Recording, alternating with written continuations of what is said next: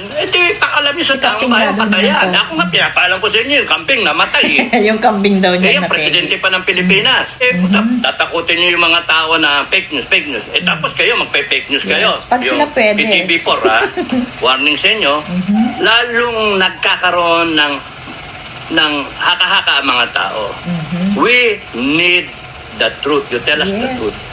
Kaya pagka natuklasan namin na tinatago niyo sa taong bayan, yung katotohanan, pipitayin namin kayo lahat. Tragis kayo, pipitayin namin kayo lahat. Mag-declare kayo ng martial law, we will undeclare martial law. Hindi kami natatakot yan. We will undeclare martial law and we will declare the people's martial law. Doon kayo matakot. Ano yun, nililin lang yun tao. Bakit? Meron ba talaga nangyari? Patay na ba talaga? Okay, pagkapatayan, dapat Inday Sara, come on down. Dapat ganun. Lumalabas na meron kayong tinatago. Meron talaga. May lumalabas na hindi tama. And we are having it verified. Hindi nyo may tatago, meron dyan magsasabi na kung ano talaga nangyari. Yes. People will come forward. Ngayon, tetrete ninyo, etc. Pati yung mga nagbabalita sa SOCMED, sasabihin ninyo, fake news. Huwag nyo kaming takutin. Hindi kami matatakot. Ano gagawin nyo? Kasuhan nyo kami? Mga PI kayo. Hindi nyo kami. Mga PI kayo. Kasuhan nyo kami. Magre-revolusyon kami. Magkago kayo. Ayan. Binabiolate nyo sincerely yung Constitution. Ayan, si Captain Dado naman to. Kasi parang, iba kasi yung grupo nila Captain Dado nakamasid rin sila, nag-aabang din sila at talagang nakikita nila yung mga ginagawa nitong gobyerno na to. Tapos yun nga, parang mayroon silang intel na nagpaplano na mag-declare ng martial law. Kasi nga, wala na silang ibang choice kundi yun ang gawin para hindi sila mawala sa pwesto. Di tuloy-tuloy, di ba? So, ayan, yun ang binabantayan ng grupo nito kasi hindi rin nila papayagan, hindi rin sila natatakot dun eh. Tapos yun nga, itong sinasabi niya na, kung hindi rin naman kasi sa inyo, hindi mag-iisip ng may ginagawa kayong kalokohan at may tinatago kayo, yung mga tao, totoo naman yun eh. Tapos ngayon, pag tatanungin kayo, tatakutin nyo na kakasuhan nyo, o diba napakasama ng ginagawa nyo. Kung kasi transparent kayo sa lahat ng bagay, hindi mag-iisip ng ganyan ang mga tao eh, diba?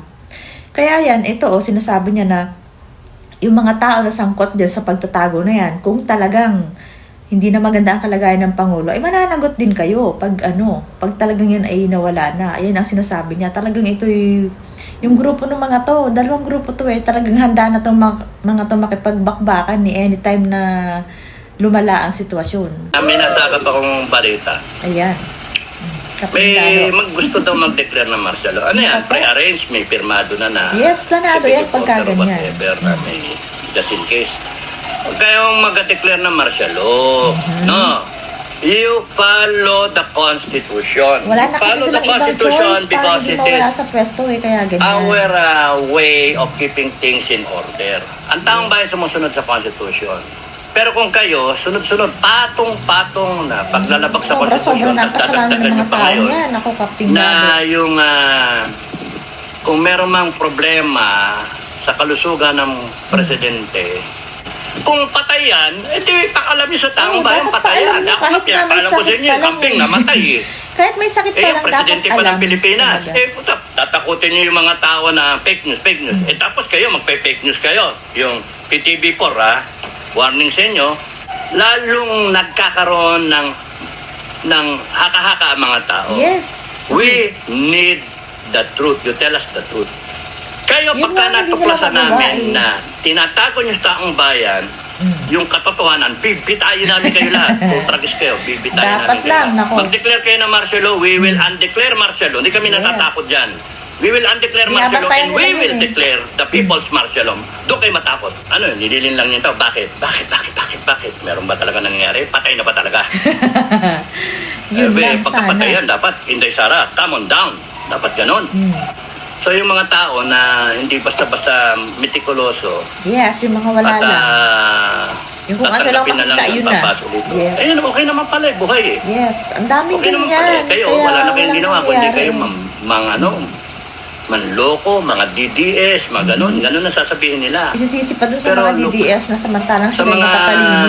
DDS sila yung nakakakita ng mali. Wala na kayong credibility. Kaya lang nasabihin nyo, tinitignan kung tama o mali. Hindi, nakikita kayo ng mali.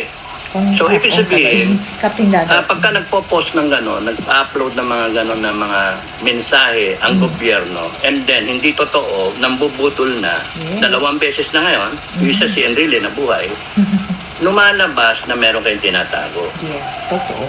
May lumalabas na hindi tama. And we are having it verified. Kayong mga may alam, kayong may mga alam, wag na wag ninyong itatago yung critical information yan because that's critical. In a situation na may global crisis tayo, etc., hindi natin dapat itago sa taong bayan yung katotohanan. Ang katotohanan, Yes, kung may lalo problema, na. may Grabe. nangyari, sabihin. Kayong mga nakakaalam, kayong mga doktor, kayong mga nurse, kayong mga military man, kayong mga nasa gobyerno, mga cabinet officials, kayong mga AFP-PNP, kayong in the loop na alam nyo na something happened. Well, you better inform the public. You do not hide the actual situation from the public because we will know. Meron at Nasa, meron dyan New York na na nga daw magsasabi. eh. Kung sakali, tsugi ang presidente at pipigilin mo yung pag-install ng vice president as a Ay, president, hindi you're pwede violating the yun. Constitution and it's a grave offense sa taong bayan. So Oo. pagka kunwari, hindi nyo may Hindi pwede tatago yan yun. kung patayan o hindi. Mangamu yan eh. Yes, lalabas. Kaya kunyari nga, lalabas na. i-further ninyo, alam nyong patay, tapos hindi naman yung ibinabalita at tinatago nyo pa at Tatago nagpabalita talaga kayo yan. na Gagawa ng paraan yan. okay siya, you are complicit to the crime. No? Kaya ingat kayo. At kung itatago nyo pa lalo by declaring a martial law, ingat lalo Yes. kayo. Kahit Malamang ayaw ganun ninyo ang sa kanya, gagawin kahit yan eh. kahit isa ka dun sa ayaw ko kay Inday Sara, etc. Sabihin nyo yung gusto nyo sabihin, at the end of the day, sasabihin pa rin ninyo, you follow the commander-in-chief. Okay, malinaw, ano? Because it is not your duty to emphasize yung gusto ninyo. It is your duty, APPNP, to implement kung ano yung sinasabi sa Constitution. Hindi nyo may tatago, meron dyan magsasabi na kung ano talaga nangyari. Yes. People will come forward. Ngayon, tetreten ninyo, etc. Pati yung mga nagbabalita sa SOCMED, Yes, sasabihin ninyo, fake takutin news, pa ng fake news. kaso. Ay, naku. Huwag nyo kaming takutin. Hindi kami matatakot. Patas kayo. Anong gagawin nyo? Kasuhan nyo kami? Mga putang Oo. ina, mga PI kayo. Hindi Mga nyo kami- PI kayo. Kasuhan nyo kami. Lalo kayong Magre-revolusyon kami, malalagot. magkago kayo. Binabiolate nyo sincerely yung Constitution. So, ayan o, panibagong plano na naman nila. Kakapit sila sa martial law, sabi nga ni Captain Dado, umuugong kasi yan. Kasi nga, tagilid yung impeachment nila. Parang hindi talaga nila makayang patumbahin sa ganun si BP Sara. So, ito na lang yung last na alas nila na pag nag-martial law nga naman, walang election, sila pa rin tuloy-tuloy. Yun na nga, yung ginawa nung ama niya. Ang problema nga lang nito, kung tegi na nga to, kung hindi man tegi, kung malala na, itatago nyo pa. O, di ba? Parang napakalaking kasalanan niyang ginagawa niya. Talagang binabiolate niya yung Constitution. Kasi nga, nakalagay doon na kung ano yung karapatan ng mga tao na malaman kung ano talaga yung kalagayan ng presidente. Tapos ngayon nga, sige, kung talagang okay naman, kung nandun talaga siya sa live, dun sa araw ng kagitingan, sige, okay. Tapos biglang ngayon, nag-announce na naman si Claire Castro na 2:54 AM yata ay nasa New York na daw yung mag-asawa saka yung ibang kasama, may mag-a-attend na naman doon ng kung anik-anik doon. Bigla na naman, talagang may tinatago, may kalokohan talagang ginagawa. Baka yun nga, baka naman talagang inilipad or ang gulo na, talagang medyo magulo na yung ginagawa nila kasi parang hindi na kasi kapani-paniwala yung mga pinagsasabi nila. Tapos yun nga, sabi nga ni Captain Dado, doon sa mga tao na okay lang, hindi metikuloso, hindi nagtatanong, hindi parang hindi sila mapag-isip. Okay lang, parang, buhay naman pala, ganyan naman pala, okay na sa kanila. Pero doon, tapos ang sasabihin nga nila, yung mga nagsasalta, yung mga pumupuna, which is yun yung mga talagang nag-o-observe at alam nila yung mga nangyayari. Sinasabi nila na mga DDS nga daw. Parang yung mga DDS pa daw yung nakakasira.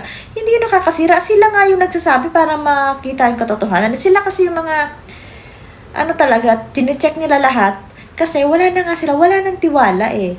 Sila yung unang mga wala ng tiwala. Karamihan doon yung mga nabudol nga ni Marcos Jr. Kaya hindi nyo masasisi. Tapos ngayon nga, kapag magtatanong, kapag magsasalita, kapag mabubuking kayo, tatakutin nyo naman ng kaso. Hindi nyo naman kasi talaga kailangan magkaso. Kasi nga, karapatan niya na pumuna, lalo na sa gobyerno ng mga tao. Ang dapat nyo nga kasing ginagawa, supalpalin nyo ng sagot na katotohanan, pasinungalingan nyo yung mga sinasabi sa inyo. Hindi yung kaso kayo ng kaso. Ano ba naman yan? Tapos sabi pa nung kalbo, yung Dave na yun na hindi raw sila matutulog. Talaga nga hanapin daw nila lahat na nagpapakalat ng fake news. Sagutin nyo nga kasi ng malinaw para mawala na yan. Sabi, ang hamon nga ngayon i-live nyo lang. Proof of life, yun lang. I-live nyo na hindi yung ganun kay Claire Castro na halatang halata mo naman na hindi talaga totoo. Huwag nyo kasing niloloko ang mga tao. Kung ginagawa nyo man yan na hindi na, kung tanim lang to, hindi nyo, sabi kasi nung iba, lang yan, parang pakululan nila, tanim nila na ganun. Oo nga, kung tanim-taniman lang yung issue na yun, pero hindi nila hindi nila masasabi na walang sakit yung presidente kasi meron nga. Nadulas na nga si Auntie Claire na maximum tolerance na daw ba yung pain ni BBM. Di namimilipit na yun kung gano'n. Hindi na kaya nun kung gano'n na yung pain na nararamdaman niya. So, kailangan na talaga niya hindi na siya pwedeng mamuno kung gano'n ang kalagayan niya. Ang problema kasi kaya nagkakagulo-gulo ng ganyan dahil sa kaayaw-ayawan nyo talaga na umupo si BP Sara. Yun lang naman Dahil sa pagtatago nyo, dahil sa ayaw nyo mawala sa pwesto, gagawin nyo talaga lahat ng kasinungalingan, wag lang makaupo si BP Sara na para namang hindi sa inyo sumasang-ayon, nag-a-align ang lahat, nabubuking kayo. Kasi nga, hindi nyo yung napipigilan kung tadhana yan ni BP Sara. Paano yan kung talagang mategi na yan? Di lalo ng lagot kayo. Mabuti nang sinasabi nyo na lang sana kasi yung totoo para sabi nga, makahinga kayo ng maluwag.